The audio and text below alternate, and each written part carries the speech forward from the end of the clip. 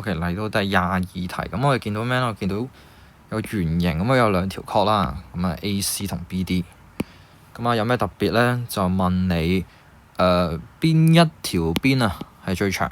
咁我哋要做嘅係咩咧？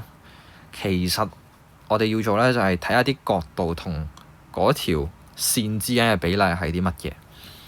OK， 咁啊首先就見到兩條等腰啦。咁我哋計到另外兩隻角就用180度減44減42再除2，呢兩隻咧就係47度嚟嘅。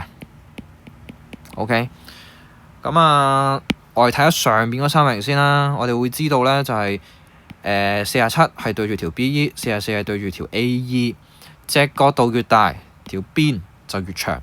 咁所以我哋會知咧 BE 係長過 AE 嘅。咁我哋交叉咗第一個 option 先啦。好啦。睇下面呢個三角形，咁啊今次又點樣呢？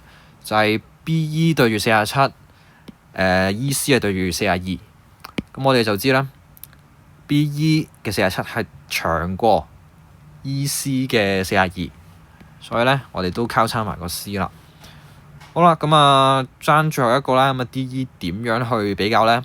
咁其實有兩個方法嘅，咁我哋講第一個方法先，就係你繼續去比較最尾呢個三角形。咁啊點樣呢？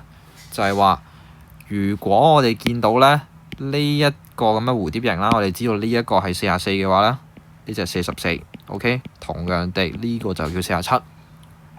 嗱，又係做比較方法啦，就係話 CE 就對住47，然後 DE 就對住44。咁邊個長啲啊？CE 長過 ED。咁所以咧，最後發現答案係 B 啦。嗱，我哋試下想講多一樣嘢，就係，譬如好似喺頭先咁嘅情況下，我係點樣能夠用第二個方法去判斷到呢個長啲定呢個長啲咧？其實可以試下咁樣做嘅，就係話我哋而家有個圓形 ，OK， 呢度有條線啦，咁啊呢個叫 B， 呢個叫 D， 呢個咧就叫 E。嗱，點解我要畫個 E 喺度咧？個原因係咁樣嘅。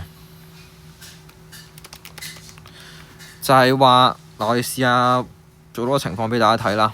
呢個叫 F， 然後其他就叫 PQRS。OK， 嗱，我想問嘅一樣嘢就係話，BE 同 DE 比較，你知道係左邊呢個 BE 長啲啦。BF 同 FD 嘅比較，你知道右邊呢個長啲啦。有咩特別？嗱，可以試下用角度嘅形式去看待佢。有咩特別咧？就係話，如果你見到呢個 PBS 呢隻角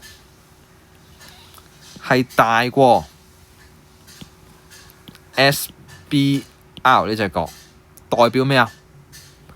代表咧呢條角近啲呢個 B 嘅，咁所以 BF 係短啲。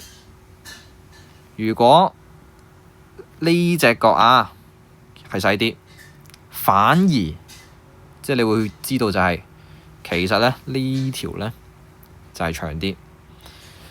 呢個比較難啊，即係翻到嚟呢個例子，你會見到啲乜嘢？我會見到就係呢個86度，86度即係點啊？細過90度，細過90度，咪即係呢條 AC 就係遠啲嘅呢條。所以結果就係左邊呢條線就長過右邊呢條線，亦即係 BE 長過 ED 啦，係啦。